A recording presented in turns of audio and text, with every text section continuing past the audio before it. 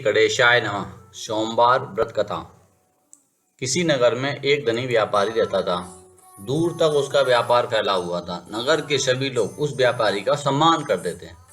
इतना सब कुछ संपन्न होने के बाद भी वह व्यापारी बहुत दुखी था, क्योंकि उसका कोई पुत्र नहीं था, जिस कारण अपने मृत्यु के पश्चात व्यापार के उत्तराधिकारी की चिंता उसे हमेशा सताती रहती थी। पुत्र प्राप्ति की इच्छा से व्यापारी प्रत्येक सोमवार भगवान शिव की व्रत पूजन किया करता था और शाम के समय शिव मंदिर में जाकर शिव जी के सामने घी का दीपक जलाया करता था। उसकी भक्ति देखकर मां पार्वती अति प्रसन्न हो गईं और भगवान शिव से उस व्यापारी की मनोकामना पूर्ण करने का निवेदन किया। भगवान शिव बोले, इस संसार में सबको उसके कर्म के अनुसार फल की प्राप्ति होती है। जो प्राणी जैसा कर्म करते हैं उन्हें वैसा ही फल प्राप्त होता है। शिव जी द्वारा समझाने के बावजूद मां पार्वती नहीं मानी और उस व्यापारी की मनोकामना पूर्ण हेतु वे शिव जी से बार बार अनुरोध करती रहीं। अंततः माता के आग्रह को देखकर भगवान भोलेनाथ को उस व्यापारी को पुत्र प्राप्ति का वरदान देना पड़ा। वरदान देने के पश्चात भोलेनाथ मां पार्वती से बोले, आपके आग्रह पर मैंने पुत्र प्राप्ति का वरदान तो दे दिया है, परंतु इसका यह पुत्र 16 वर्ष से अधिक समय तक जीवित नहीं रहेगा। उसी रात भगवान शिव उस व्यापारी के स्वप्न में आए और उसे पुत्र प्राप्ति का वरदान दिया और उसके पुत्र के 16 वर्ष तक जीवित रहने की भी बात बतलाई। भगवान के वरदान से व्यापारी को खुशी तो हुई, लेकिन पुत्र की अल्प आयु की चिंता ने उसे खुशी को नष्ट कर दिया।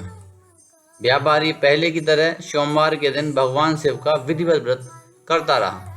कुछ महीनों के बाद उसके घर एक अति सुंदर बालक ने जन्म लिया और घर में खुशियां ही खुशियां भर गईं। बहुत धूमधाम से पुत्र जन्म का महोत्सव मनाया गया, परंतु व्यापारी को पुत्र जन्म की अधिक खुशी नहीं हुई, क्योंकि उसे पुत्र की अल्प आयु के रहस्य का पता था। जब पुत्र 12 वर्ष का हुआ तो व्यापारी ने उसे उसके मामा के साथ पढ़ने के लिए वाराणसी भेज दिया। लड़का अपने मामा के साथ शिक्षा प्राप्त हेतु चल दिया। रास्ते में जहाँ भी मामा भांजे विश्राम हेतु रुकते, वहीं यज्ञ करते और ब्राह्मणों को भोजन कराते। लंबी यात्रा के बाद मामा भांजे एक नगर पहुंचे। उस नगर के राजा की कन्या का विवाह था, जिस कारण पूरे नगर को सजाया गया था। निश्चित समय पर बारात आ गई, लेकिन वर का पिता अपने बेटे के एक आंख से काने होने के कारण बहुत चिंतित था। उसे भय था कि उस बात का पता चलने पर कहीं राजा विवाह से इनकार न कर दे, इससे उसकी बदनामी भी होगी। तब वर के पिता ने व्यापारी के पुत्र को देखा तो उसके मस्तिष्क में एक विचार आया। उसने सोचा, क्यों ना इस लड़के को दूल्हा बनाकर राजकुमारी से विवाह करा दूं।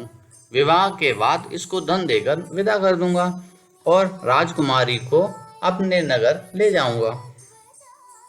वर के पिता ने लड़के के मामा से इस संबंध में बात की। मामा ने धन मिलने के लालच में वर के पिता की बात स्वीकार कर ली। लड़के को दूल्हे का वस्त्र पहनाकर राजकुमारी से विवाह कर दिया गया। राजा ने बहुत सा धन देकर राजकुमारी को विदा किया।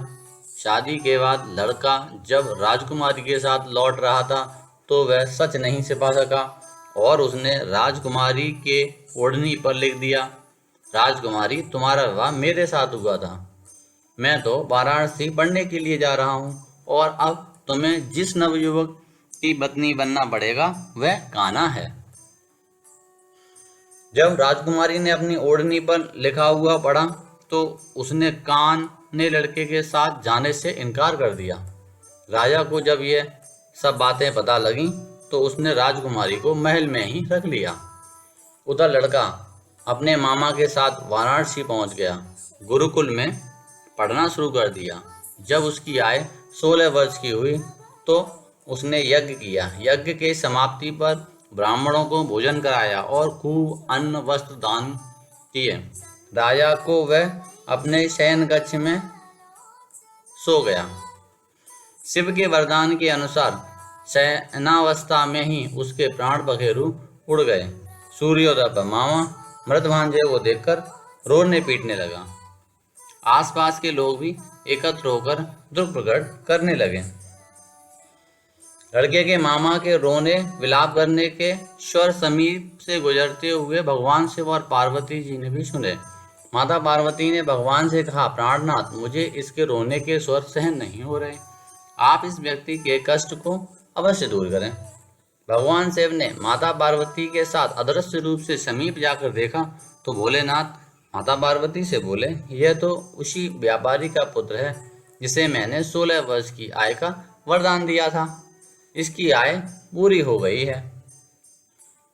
माता पार्वती ने फिर भगवान शिव से निवेदन कर उस बालक को जीवन देने का आग्रह किया। माता पार्वती के आग्रह पर भगवान शिव ने उस लड़के को जीवन देने का वरदान दिया और कुछ ही पल में वह जीवित होकर उठ बैठा। शिक्षा समाप्त करके लड़का मामा के साथ अपने नगर की ओर चल दिया। दोनों चलते हुए उसी नगर में पहुंचे जहां उसका विवाह हुआ था। उस नगर में भी यज्ञ का आयोजन किया। समीप से गुजरते हुए नगर के राजा ने यज्ञ का आयोजन देखा और उसने तुरंत ही लड़के और उसके मामा को पहचान लिया। यज्ञ के समाप्त होने पर राजा मामा और लड़के को महल ले गया और कुछ दिन उन्हें महल में रखकर बहुत सा धन, वस्त्र आदि देकर राजकुमारी के साथ विदा कर दिया। उधर भूखे प्यासे रहकर व्यापारी और उसकी पत्नी बेटे की प्रतीक्षा कर रहे थे। उन्होंने प्रतिज्ञा कर रखी थी कि यदि उन्हें अपने बेटे की मृत्यु का समाचार मिला तो दोनों अपने प्राण त्याग देंगे। परंतु जैसे ही उसने बेटे के जीवित वापस लौटने का समाचार सुना तो वह प्रसन्न हुआ। वह अपनी पत्नी मित्रों के साथ नगर के द्वार पर पहुंचा।